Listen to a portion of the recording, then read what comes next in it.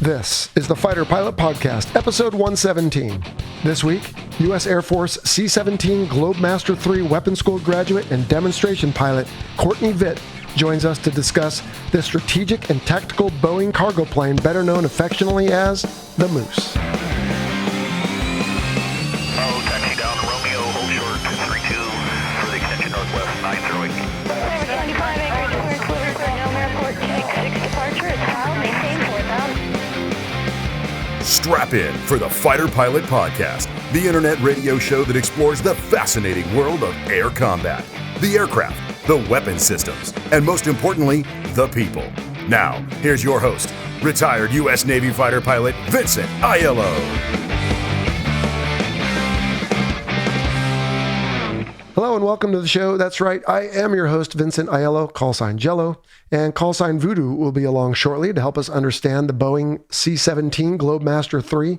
But first, you know the drill, some small talk, couple quick announcements and listener questions, and then we'll get to it. First off, I hope everyone's doing well. Certainly been an interesting summer for me, to put it mildly. More on that in a moment.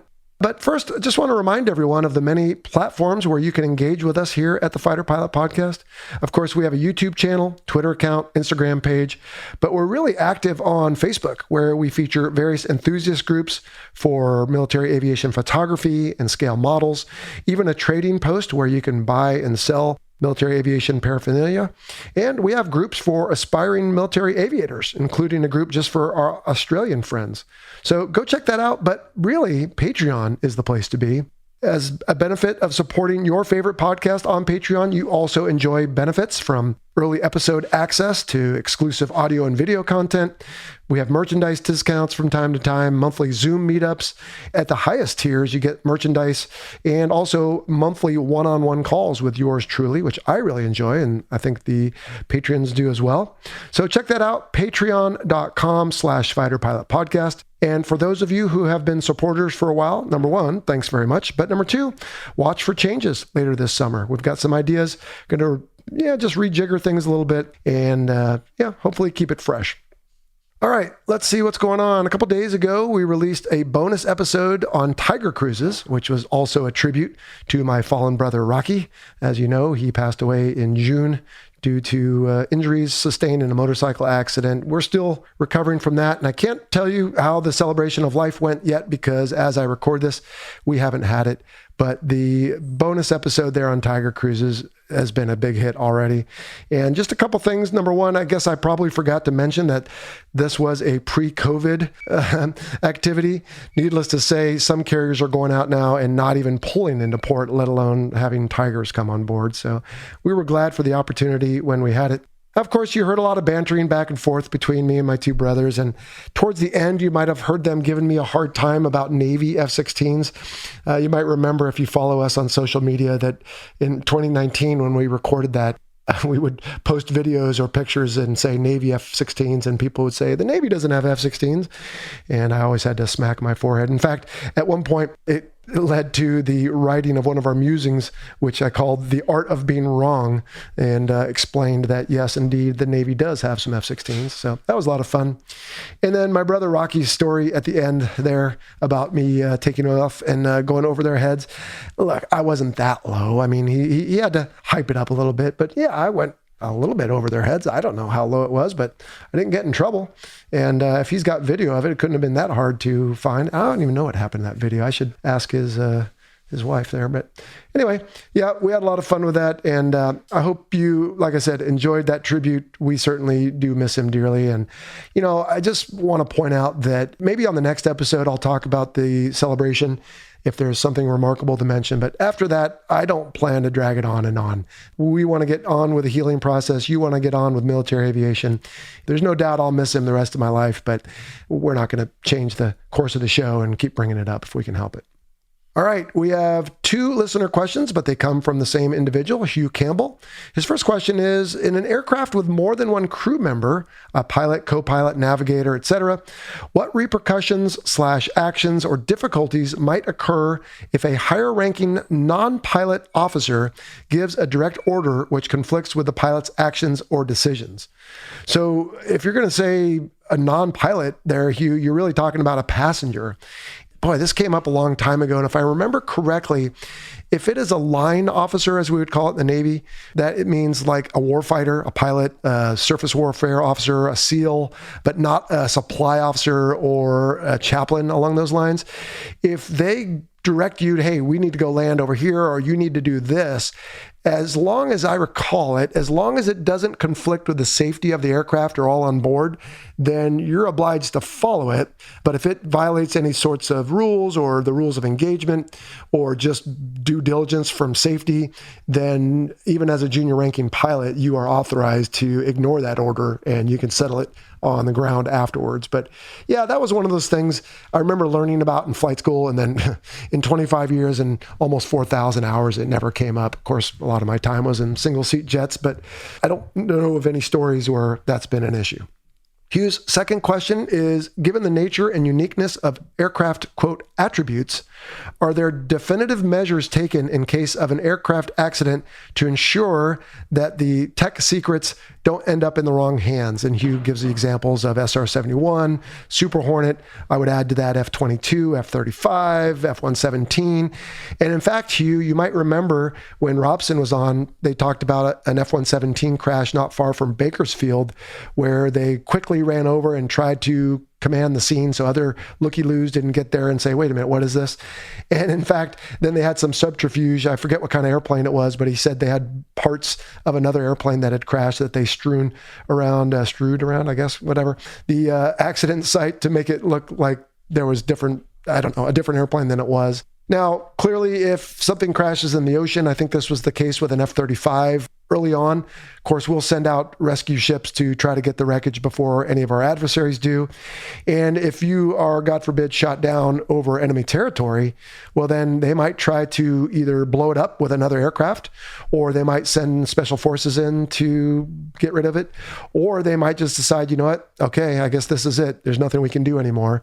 Certainly when Gary Powers was shot down in the U-2, there was issues with that. There were SR-71s that went down in different places. There was an F-117 that went down in Bosnia, and I'm told there are parts of it still in some aviation museum in Belgrade or someplace. So yeah, different things they can do. But my guess is if I were to be a fly on the wall in some of the offices or briefing rooms of state versus Department of Defense and, you know, the president or whoever else, a SecDef might be saying, hey, we need to blow this up. And SecState might say, no way, it's too close to this mosque or something. I don't know, but not something I was involved with, but certainly Hollywood has a take on that. And we've heard a little bit about it here on the show as well. So good questions, Hugh. And we don't really have any others. Plus, we cleared out the phone log last time with Boat on our July 4th little intermission, which I hope you enjoyed.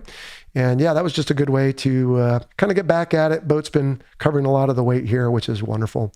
He did tell me, by the way, I don't think he's going to have a Warbird episode in time for the end of this month. So we're going to dust off either the A3 or I've got another idea in mind. I'm not going to mention it just yet in case I don't get it, but should be good. And then as just a little extra tidbit for you, for those who are wondering about this aircraft specific podcast we're doing, well, we're not quite ready to announce it yet, but it might air on September 14th. And we're going to air them every other Tuesday. And if we do every other Tuesday, that's 14 days between Tuesdays. So yeah, just stand by for more announcements. And it should be a lot of fun. We're working on it now.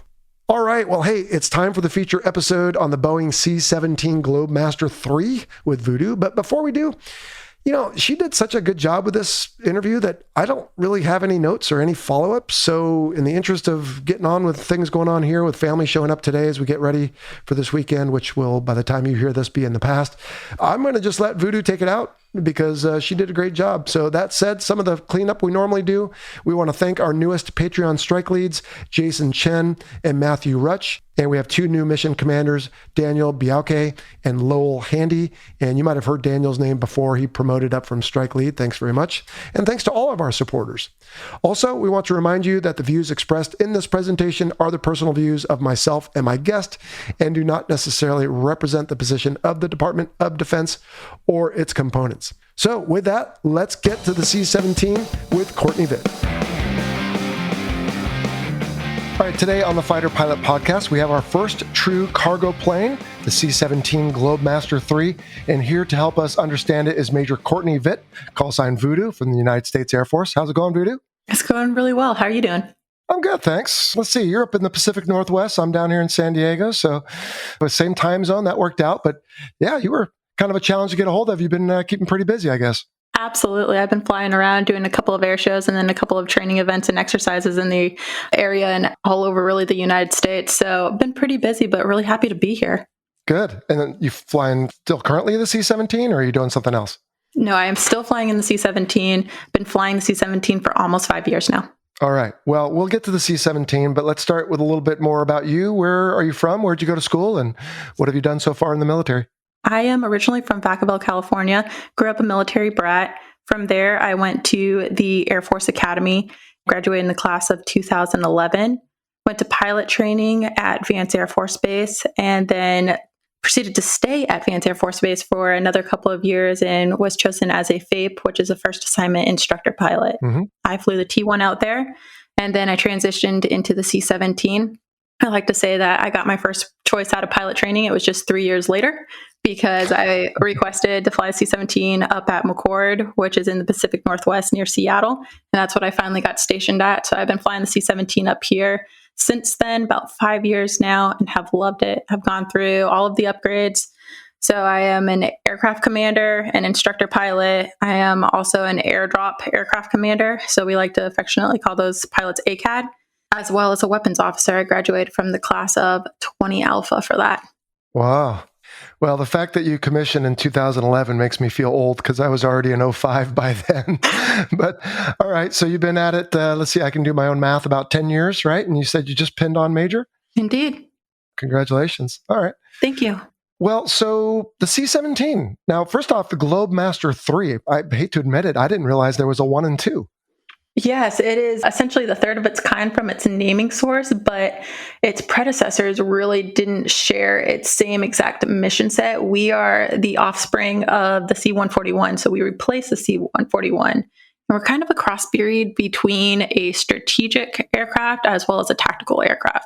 We do dirt landings and we go into austere airfields as well as move cargo across the ocean. So a little bit more like a C-5 in that platform.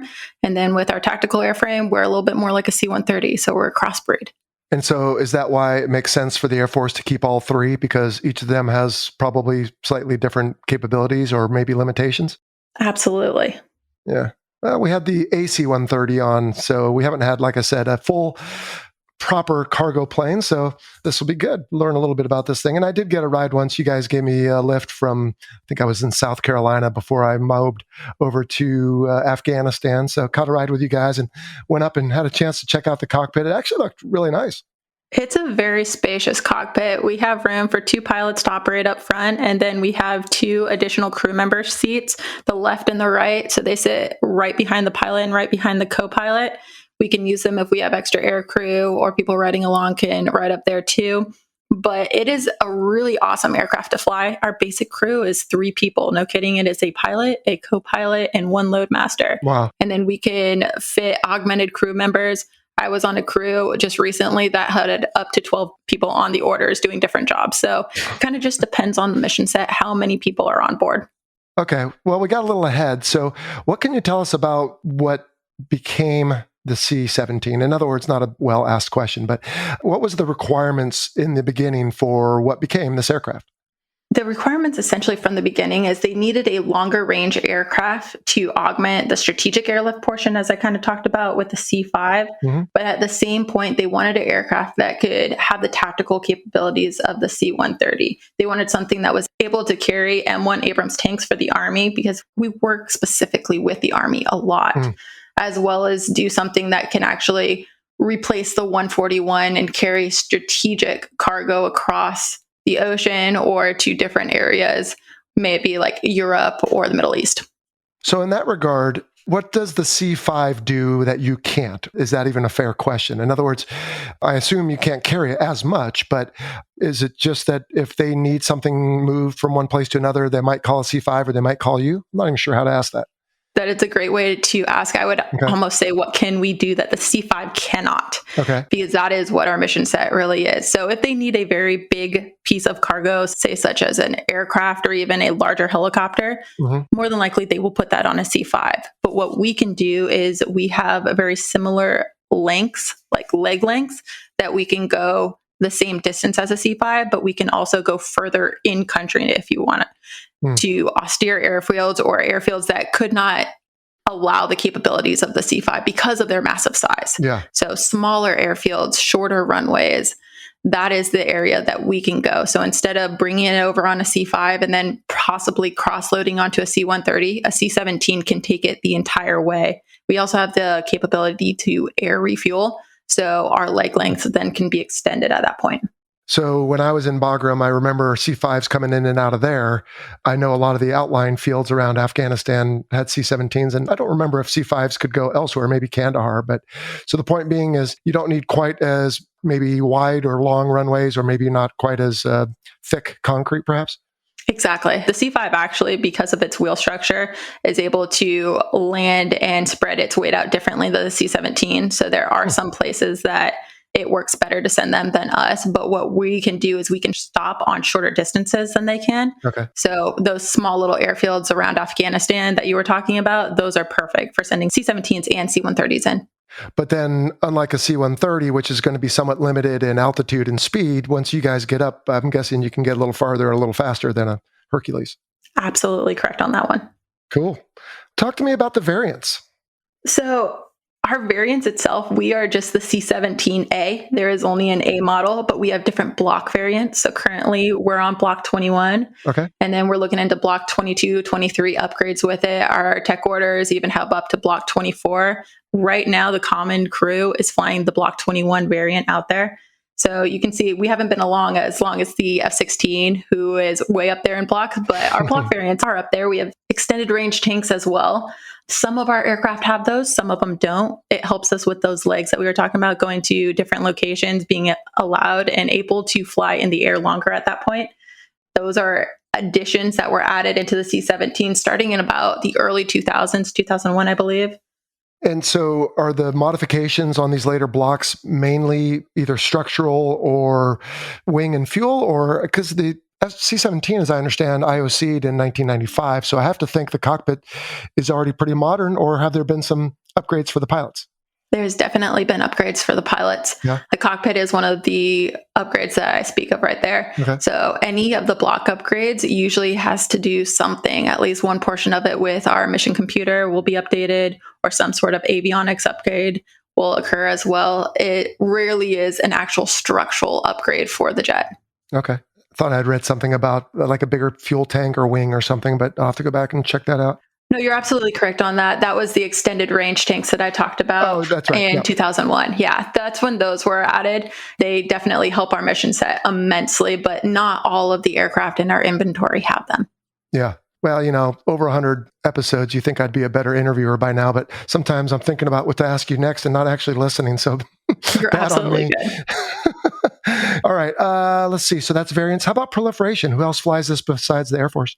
The Australians fly them. We sometimes do interflies with them. Cool. Britain, Canada, we have actual exchanges with those countries, which is pretty cool.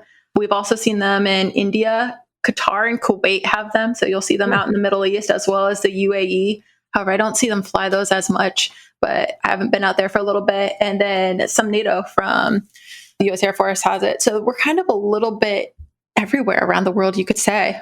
Are they all the same? So, for example, as I understand, an F-16 that gets sold to, say, Greece isn't going to have the same software, maybe not even some of the weapons, as an F-16 back home. But is a C-17 a C-17? A C-17, at least by the design characteristics, is a C-17. However, I can't really speak for the avionics as much because I don't know exactly what are in these other countries' avionics suites. I would imagine they are similar to ours. I know that they have very similar techniques and procedures that we do because they model a lot of their training off of our tech orders. I know that those are similar and that we have exchanges with them so we can be able to teach them. Their capabilities are a little bit different too, but that's actually a very cool part of it, that we can do some interfly. I've done an interfly with the Australians before, which has been an awesome opportunity to fly some long range formation. It's just a little bit different based off of their training and what their capabilities are. Well, and keeping with the comparison with an F-16, not that they're anything alike, but like in fighters, there's a lot of stuff that's classified because it's either the missile or the technology or the tactics. And I'm just curious, this might be an awkward question, but is there anything about what you do that is classified, or is a lot of it just kind of open source? I mean, I suppose there could be either some defensive things, or if you are going to get into a contested field, are you guys just as protected as some of the fighter stuff, or is it mostly open? I would say that you can find a lot on open source. I can't say that I have Googled as much on open source since I do have the ability to look straight in the regs or the tech orders. Yeah. We do still have a portion of whether it be our tactics, techniques, or procedures, or just our basic operating missions that are classified just to protect the mission itself or to protect our tactics to be able to keep the aircraft safe or the mission operating and keeping going. With that kind of being said, we have our areas. Something that's different with the fighters is, as you know, we don't necessarily carry weapons as they do, or missiles or bombs, because that is not our main mission set. But we have different tactics of how we operate the aircraft that we do keep classified because of that. And that makes sense. I probably could have figured it out myself, but this is such a foreign world to me. So not knowing what types of things, so that makes sense. No, that's a great question. Well, and so getting ahead on weapons there, we can just cover it now. So I presume obviously no offensive weapons, but any defensive type stuff, any expendables? So the funny thing about it is I am a weapons officer, and everybody always likes to ask, okay, you're a C-17 weapons officer. What weapons does the C-17 have? And it's a great question, truthfully. What I like to say is that we can employ our aircraft in a specific way, and that is what I've been trained to do and trained to plan against. So no, we don't necessarily have weapons on board, but how our aircraft operates, you can call it a weapon in the inventory of the United States Air Force. There you go. How we're able to accomplish our mission, how we're able to go into countries and do specific things. Like, that is the cool part of the C-17, I would say. It's a weapon system. Yes, exactly. Yeah. And you can carry a lot of weapons, right? I mean, are you allowed to carry bombs and missiles inside, or is that somehow prohibited? We do, actually. Yeah. We can do that. There are different hazardous classes that we can carry. So when those are on board, we have specific procedures that we make sure we know what class they are. It's actually a very common thing, especially downrange, to do, but many platforms have that ability too. What about the parachute retarded bomb thing that comes out of the back of a C-130? You guys don't get to play with that? I wish. That would be cool. All right, so that's it for weapons. Let's see. We talked about proliferation. How about looks? When you think about an aircraft, they're always designed to do the mission, but sometimes they have different features that make them distinct, like a high tail or the winglets or anything else. What can you tell me about why a C-17 looks the way it does? Actually, you just mentioned one of my very favorite things. I absolutely love the winglets.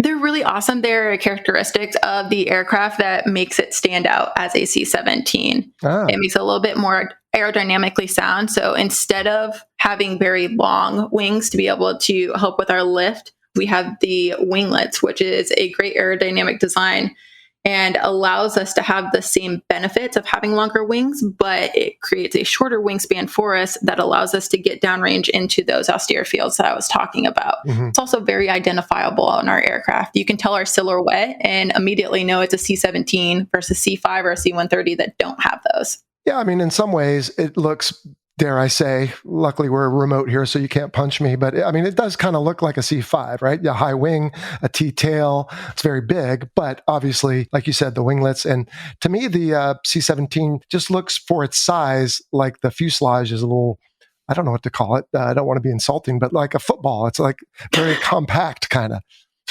So what I can say is that we're a wide body aircraft. We have gear pods and high wings.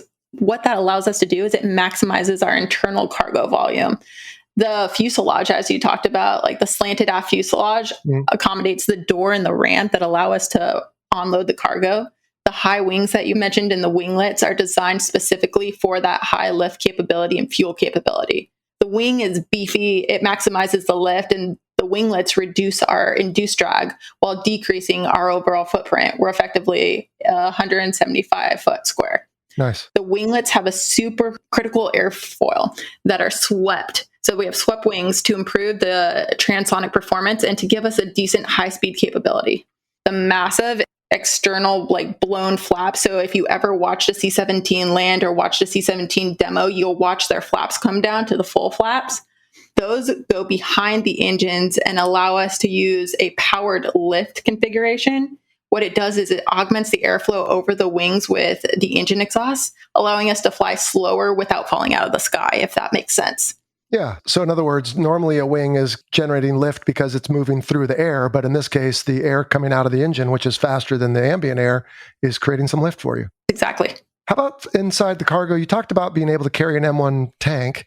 I remember some C5 guys once said how many hundreds of thousands of ping pong balls they could carry, which I don't know why you would want to carry that many, but is there any kind of buzz term for the various things you guys can carry, or maybe anything that stands out that you've carried before?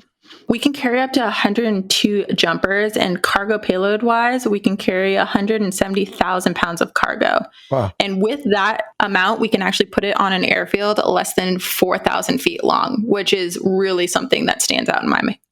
Yeah. So normally when we talk about weapons in our little aircraft series here, we talk about, again, missiles and bombs and things like that. In your case, I wonder if we could take a little side trip on the weapons school that you attended. Because again, me with my ignorance and fighter background, I think, what on earth could they possibly do? So instead of asking it like that, which I suppose I just did, can you share with me, I understand the Air Force version of the fighter weapons school, everybody starts together, all the different types, and then you kind of go off to your own bases, and then you get back together at the end. But I wonder if you could just give us a primer on what topics you cover in the C-17 weapons school. Absolutely, I would love to. So The weapons school, affectionately referred to as the WIC, is about 5.5 months long, as you said. We go to Core 1, which is at Nellis in Las Vegas, and do that first part together where we have academics and learn about pretty much the basics. From there, we go back to our specific weapons school. The C-17 weapons school happens to be at McCord up in the Pacific Northwest. So I was lucky enough to be, my squadron that I'm in right now is right next door to it. Nice. We go there, and the first part of the weapons school is all performance-based. It's called maneuver theory. And during maneuver theory, you learn about the aircraft and the max envelope in which you can operate in the aircraft. So what different speeds can you operate? What are the weights you operate at? How do you really max perform the aircraft in a safe and effective way to accomplish the mission? Because you want to know the aircraft in and out to be able to see what you can put it through and how to operate it when you really need to in a dynamic environment. Mm-hmm. So you learn that for the first month. From there, you graduate more into defensive maneuvering and tactics. So that phase, DT, we like to call it, is about a month long as well, a little bit more than that. And we add in the threat picture to it. So different threats that we could face, how to essentially go against them, or if we even have game against them, and just learning about the different threats that are out there. So it is a lot of studying, but also a lot of dynamic flying to practice our tactics, techniques, and procedure. Mm-hmm. From there, we go into more of a deployed phase where we take all of the jets and the students and we take them to an out base for about a month, and we fly at high PA fields in mountainous terrain and desert-like terrain just to try to apply now the first and the second phase that we were in, using the performance of the aircraft while also using the threat knowledge that we gained, putting together dynamic environments to actually simulate missions that we would do in the aircraft operationally. And then from there, you bring it all together and you go to integration phase, which is back at Nellis. You work with the different aircrafts and platforms all over. It can be any fighter, it could be helicopter, bomber, C2 ISR type platforms. We work with all of them, and you start speaking their language. So you already know your own language. Mm-hmm. You start teaching them what you can do and what you can bring to the fight, as well as find out how you can best assist them or what things that you need from them. So it's very much integrating. And that is really the true sign of a weapons officer, the ability to talk a different language with different platforms and understand the big picture. Yeah. That's one of my favorite parts about being a weapons officer. So I can sit down with an F-16 pilot and know a little bit more about their general mission set and how to speak with them than just the modern, average, everyday air crew member would. Yeah. It is a really cool opportunity. We plan a lot, we fly a good amount too, but our main mission as weapons officers, at least in the C-17 community, is to instruct and to gain the knowledge and experience to bring it back to the crew force and then to teach. That makes sense. And I certainly appreciate and respect, everything that you go through, because when you wear that patch, as you said, it represents so much more. The humble, credible, approachable that we've heard before, as well as just being informed, like you said, on those other platforms. Just for the sake of the listener who might wonder, when you said high PA airfields, of course, you mean pressure altitude, right? So that could be low density, either due to altitude or heat or something else, but that affects our lift. So I spent some time on the show explaining some of the jargon that you and I know so well. Thank you. Okay. Let's see. How about performance? So, normally we talk about how many Gs and, all these different things. But when you think about performance on the C-17, I don't know, tell me, what's the longest you've ever flown? What's the highest? Do you pull some Gs at all? Or what would you say about the performance? We can go up to flight level 430. I think the longest that I have flown in a C-17 myself has been 17 and a half hours, I believe it was. Oof. And that included 2 AR sessions, so 2 air refueling sessions. I flew from Alaska down to Australia. And at the end of that mission, we did an airdrop mission, which was really cool. We brought the Army down from Alaska and then dropped them into Australia, which was awesome. It was a very cool exercise, and we partnered up with the Australian Air Force down there. Wait, you invaded Australia? I wouldn't call it that. Not at all, especially just with a few C-17s, but it was a awesome opportunity to really show what the capabilities of the C-17 were. It was very, very cool. For the last couple months, we've been setting you up for this moment to try to get you in trouble for invading another country. So you fell right into our trap. Thank you. I hate that. But at the same time, it's very hard to invade an allied partner. Well, and they have the same airplane, so that's pretty cool. So not only were you on there for 17 hours, but you had a bunch of paratroopers that were waiting to jump as well, or did you pick them up along the way somewhere?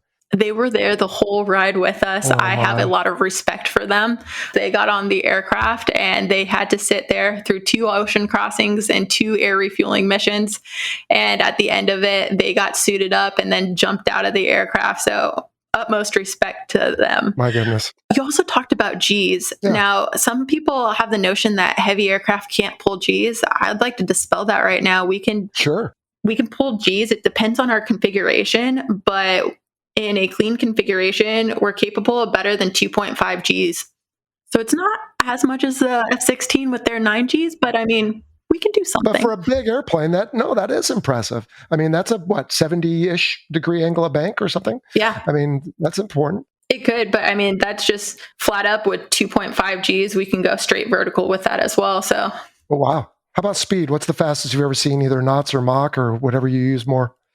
We can fly around 350 knots with the aircraft itself. Mach number, it kind of depends on the altitude we're at. So when we're at altitude, 0.75 Mach is an average speed that we fly most places, or 0.70. It kind of just depends on our weight configuration and the altitude that we're actually at. Mm-hmm. And just thinking about a 17-hour flight, so are you augmented at that point? There's other pilots to take shifts, and then are there crew comforts, if you will? Absolutely. For that one, we had 2 full sets of crews that were able to fly it. So we had pilot and co-pilot. We had 4 altogether, and then we had additional loadmasters downstairs. We have crew bunks in the back as well. So 2 bunks, they're right on top of each other behind the cockpit, and we can take shifts sleeping in that. Sometimes you can even go down into the cargo compartment when there aren't 102 jumpers in the back, and you can sleep down there. But that is more of it if we're transporting people back and forth. That's usually who sleeps downstairs. Usually the pilots or the co-pilots will just alternate in the bunks themselves. And then you have some sort of little galley or other creature comforts, if you will?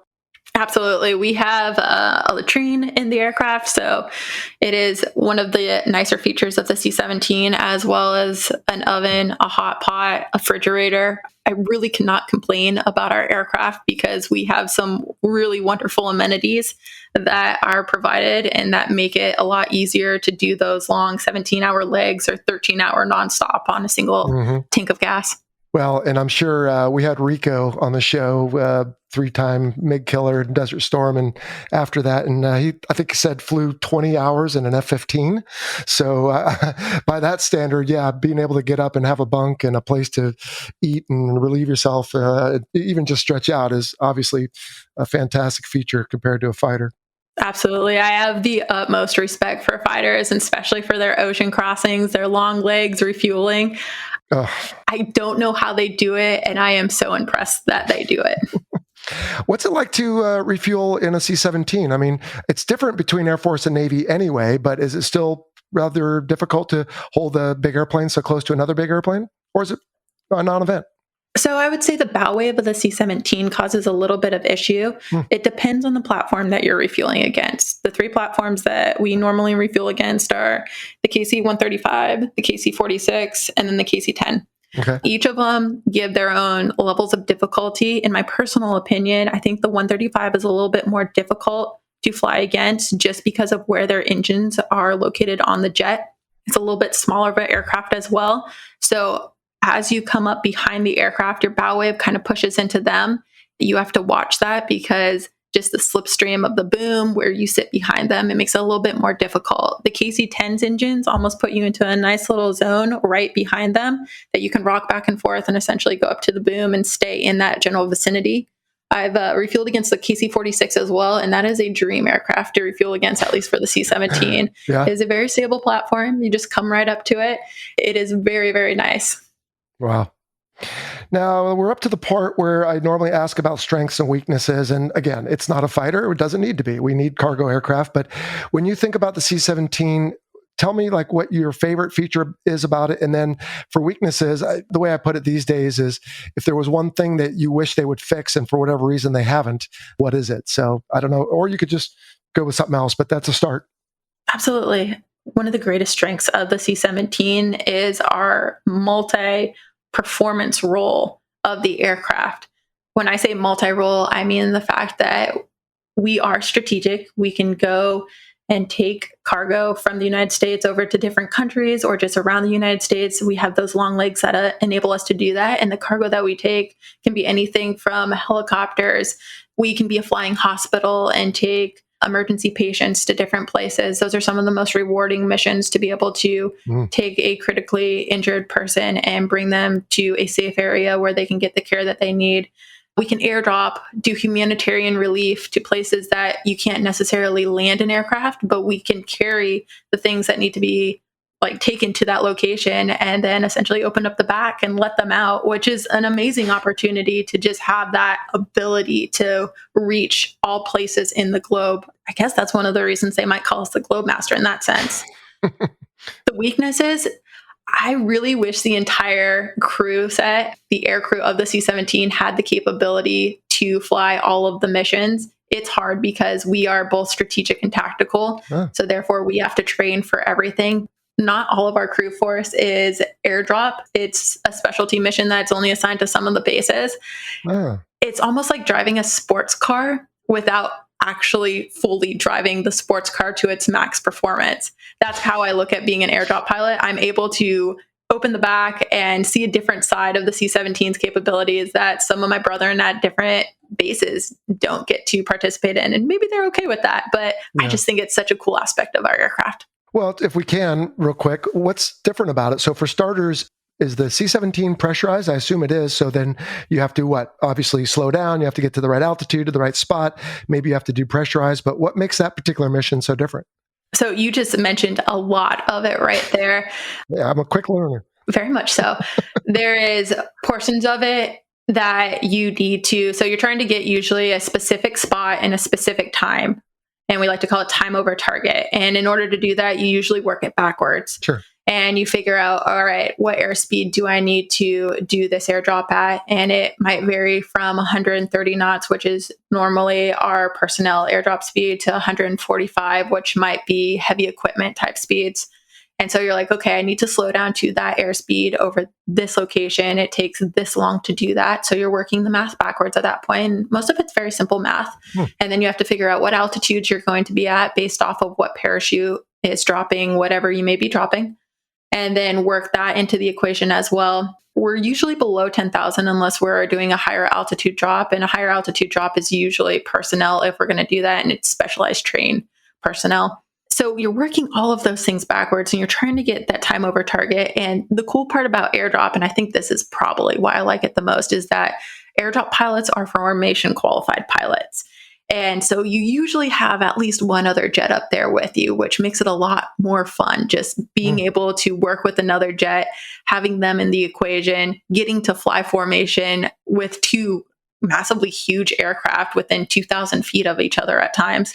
That is the real cool part, and just the mutual support that you can provide to one another as well. Do you guys fly with night vision goggles? We do. Cool. So is there night formation? Absolutely. Check it out. All right. So some of the high altitude stuff, I heard you kind of dancing around it, but I imagine like maybe special forces, high altitude, whether they're releasing or what do they call it, hi-ho or halo or something like that. But is that also part of the tactics?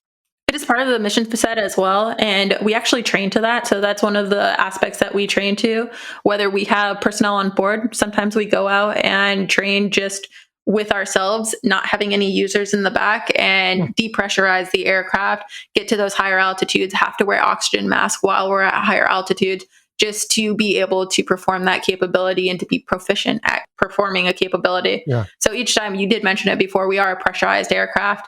And every time we do open up the back, we need to make sure that the aircraft itself is not pressurized. So that is especially a little bit more difficult at those higher altitudes because we have a little bit more checklist to run then. Well, and you got to communicate with everybody, but I assume there's also some fail safes in there so you don't just suddenly open the door when you are pressurized. I'm guessing there's some fail safes in there. But what about bringing fallen soldiers home? I mean, that obviously you carry whatever needs to be carried, but that's got to be a different mission. And I wonder if you've ever had a chance to do that. That is one of the most humbling missions there is out there. I talked about bringing home critically injured patients, but fallen heroes, fallen warriors, we carry specifically. Usually it's from a different country over, but sometimes you get stateside ones as well. It's a very humbling experience. I have not had the honor myself of participating in one. I'm sure my time will come at some point that I will be asked to carry a fallen warrior or brethren, but it's hard to describe the feeling and the honor that you have being able to have that mission set, to have the trust of the family, the trust of the military, to be able to bring that person where they need to go and to put them to rest. It is, humbling is literally the only word that I can describe that with.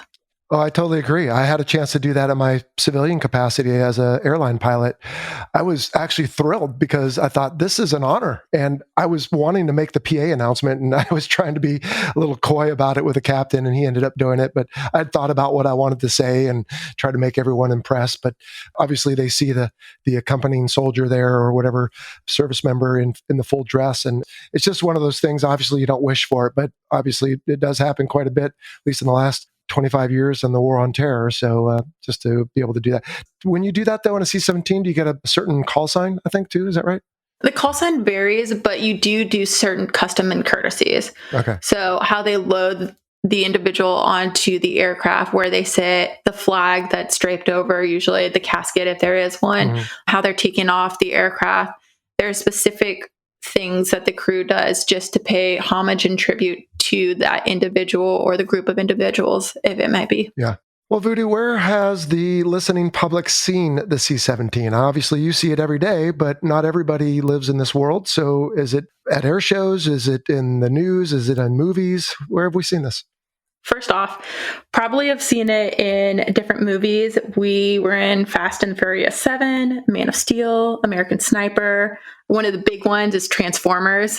The C-17 drops Optimus Prime. That is one of my favorite moments of that movie. It also does fingertip formation, which is not something that we normally do. So I don't know how they filmed that. Mission Impossible, Tom Cruise does actual Halo out of the C-17. Like that was him. He was the one jumping and he practiced multiple times, which is really cool. There is also 3 C-17 demo teams out there. So there is the C-17 West Coast demo. They are doing a lot of the air shows this year, and I can put a plug in for them because I'm actually a member of that team, and they are close and near and dear to my heart. it is an awesome opportunity to watch some of the performance capabilities of the C-17 as well as their ability to do airdrop. We have dropped a couple of the different parachute teams out there at different air shows. So it is a really cool demo to watch. There's also the East Coast demo team. Then there's C-17 demo team out in Hickam as well. And they do a couple international shows. So if you've ever watched the demo profile, all three of us do the same profile. It's just a different team. And the cool part about it is that the team members for these C-17 demo teams, that is not their primary job to be a demo pilot. You'll see that with like the F-16 or the F-22 demo team. That is their primary duty for that duration. For us, it is more of an additional duty to be on the demo team. You could have a pilot that's flying that demo that, no kidding, was in the Middle East or Europe the week prior doing a operational mission. And then this week they're flying in an air show doing that demo. And then next week they might be somewhere else in the world or flying a training mission. Yeah. So it's a really cool aspect that our demo pilots are actually operationally ready to go fight and have been, as well as able to do this and sit down with the public and really show off our capabilities. Well, so let me continue to play the protagonist here, because answer me this. I mean, okay, the C-17 from the left, C-17 from the right. I mean, what are you doing at the air show? And I don't mean to sound as bad as I feel like I'm sounding, but what does the display look like? No, that's awesome. So the display starts out, usually if we're at an airfield that actually has a runway as opposed to a water demonstration, we will take off and do a max perform climb out, usually leveling off somewhere around 1,000 feet. From that, we will come back around and do a pitch out, come back over the crowd around 310 knots, and that will be our high-speed pass. And what it's supposed to show is how quiet the C-17 can be at a higher rate speed. We'll do another pitch out and then drop down. We'll be at our lowest around 500 feet over the runway, and we'll do a low-speed pass where we will show our full configuration with full flaps and gear out to show, one, what it looks like, and then two, how loud that can be.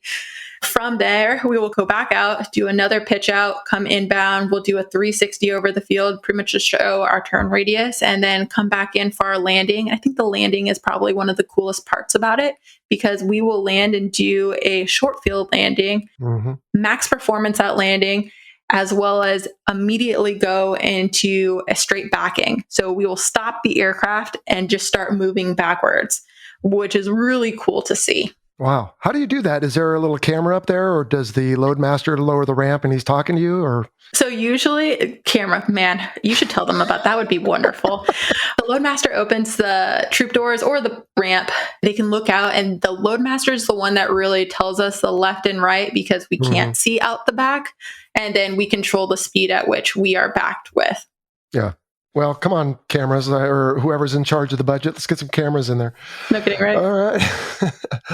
All right, Voodoo. Well, this is a lot of fun, and I'm certainly learning a lot. And what have I not asked you about the C-17? Actually, let me ask you this. Any talk of either a C-17B or a KC-17? Truthfully, I have not heard either of those things. I think probably we'll stick with the C-17A and just continue the block upgrades. A KC C-17, let's see. I think the KC-46 probably has it covered for us for a while. Yeah. And if we were to add an actual boom to it, I'm not sure where that would go, because the ramp's right there.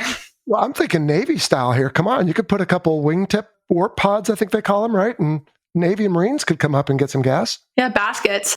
That would be a cool opportunity, but I haven't heard talk of that yet. Yeah, that's not going to happen. All right. How about an AC-17? That would be awesome. I am fully in support of that, but I haven't heard them talk about that one either. All right. Well, then what have I not asked you about the C-17 that everyone listening needs to know? There is one thing. So the C-17 is called the Moose. Oh. I was very confused at first when I started flying the aircraft, because I was like, why is it called the Moose? It's called the Moose because as the aircraft is being refueled on the ground, the wing bladders in the wings actually create a moose type call as they're deflating and inflating. So they call it the Moose because of that. So in Alaska, you had to be careful, right? Because, well, anyway, let me not go down that path. Oh, that's hilarious. The Moose. Well, every Air Force airplane needs to have a nickname, I feel like. Absolutely. I titled our F-16 episode, The Fighting Falcon, and people took exception. Like, no, it's the Viper. I said, well, come on. We have to be official here. So, My dad was an F-16 pilot, so I grew up in the era that it was the Fighting Falcon and then switched to the Viper, which has been awesome both ways. But I agree, because at first I was very confused when it started being called the Viper as well. And if you ever do call it the Globemaster, I'm guessing nobody bothers with the 3. Huh? That's just the technical jargon. It is the technical jargon, just like it's the Fighting Falcon. The Moose is its nickname. All right. Well, Voodoo, this has been a lot of fun. What's the future hold for you? So you're 10 years in, you're going to go another 10 and keep playing the game, or more for that matter? I'm having fun so far. I pretty much said that as long as I'm having fun and feel like I'm making a difference out there, having a positive impact on the community that I'm in or the Air Force in general, that I'd stick around. So far I've been able to do that and I've been enjoying it. Well, I'm glad to have you on the show. We get a lot of questions for, hey, when are you going to have a female fighter pilot? Or, when are you going to talk about that? And I'm never sure what to say because, I don't know, you tell me, do we need to have a separate show for females in military aviation? It's funny that you talk about that. We've been having a discussion lately. Truthfully, I think it's just an opportunity that we have to be out there. Some people ask, is it cool? Do you like to emphasize the fact that you are a female in this community when there's not a lot of you? Mm-hmm. I think it's awesome just to show that we are here, especially air shows. I get small, young little girls coming up to me and their moms or their dads saying, hey, look, she's a pilot. You could be that too. I think that is a cool opportunity. But as far as the career field itself, I feel no different than the guy standing next to me. And truthfully, it's all about how you fly the jet and how well you operate and do your mission. Like, that is what I am respected or known for, and not necessarily the fact that I am a woman doing this in this career. Good. Yeah. And that's as you would hope it would be. And of course, on the news and social media, of course, they always try to turn everything else into something for sensation. But I think your first point is right on, right? We tend to look for people like us that we can look up to. If you ever go on a trip somewhere overseas, right? If you see another group of Americans, you kind of tend to cluster next to them. Or if you are doing anything, there's people that will kind of seek each other out. And so, yeah, you're probably an inspiration for young girls who maybe still, hopefully everybody knows by now you can do it, but maybe some young girls don't. That's what I would like to be there for. Young girls, young guys, it doesn't really matter, but just to say that you can do something and try to mentor them along the way. Mm-hmm. I've had a lot of great opportunities in my life to be mentored by different pilots or just different individuals in general. It's because of them that where I'm at. One of them was actually the reason I had the ability to fly and even got my private pilot's license was the Leroy Homer Foundation. Leroy flew the 141 back in the day. He was the co-pilot on Flight 93. And when he passed during 9/11, his wife made a scholarship for his memory. And I was one of the recipients back in high school. So just having that opportunity and an organization that kind of looked after me after that and helped me get my private pilot's license is the reason that I'm here today. So to have the ability to pass that on or to help future generations of pilots, like, that is what I am all about. Well, you certainly just did that for the last hour or so that we've been sitting here chatting about the C-17. So I want to thank you for that and your 10 years of service and everything you're doing. We'll have to keep in touch because people, I'm sure, will want to know more. And this has just been a lot of fun. So our last question, of course, is how did someone come up with Voodoo for Courtney Vidt? Usually you're told over a beer for those, but I can give you at least a little hint into it that I got Voodoo based off of a little bit of superstition and a little bit of the fact that I was in the WIC during a portion of COVID. And during my WIC class, it seemed like everything was going wrong. So much so that we had the possible war with Iran during that portion. Our runway got a sinkhole in it. Our building literally caught on fire. So there was a little bit of voodoo magic surrounding my class. And since I was the senior class member at that point, they put a lot of blame on me for it. I might fly with a couple of trinkets and tokens. Just like most pilots are a little bit superstitious. They might have their lucky socks or underwear. I have a few things that I carry with me that I feel keep us safe with the magic that they hold. So I got Voodoo based off of some of that. Okay. Well, that's interesting because I was actually thinking it was almost too cool for a call sign, like, Assassin or Viper or something. It was really cool. And I was very honored and humbled to get such a cool call sign because some call signs out there, you hear them and you're like, oh, those aren't great. But I think everybody in my class definitely got some really awesome call signs. I'm sure you played it down, right? Like, oh, I don't want to be called that. I no, it was really cool. We were all just very excited to have call signs of themselves because it's not something that is very common in the C-17 community. Yeah. You hear fighter pilots often going by their call sign, but you won't hear a lot of heavy pilots utilizing a call sign. It's just something different in the culture. But most weapons officers are named during their course. And so that is something we hold on to. And it allows just that commonality between some of the fighter brethren that you share that also with them. So it was really cool being actually named during that time. All right, Voodoo. Well, I want to thank you for your time again. And I really enjoyed our discussion on the C-17 Globemaster III today. Thank you so much for having me on. I appreciate it. You've been listening to the Fighter Pilot Podcast, brought to you by BBR Productions. Got a question for the show? Email us at questions@fighterpilotpodcast.com or leave a message on our listener line at 877-MACH-101. That's 877-622-4101. Be sure to follow us on your favorite social media platform and check out our website, fighterpilotpodcast.com. For exclusive content and to help support the show, check out our Patreon page. Thanks for listening.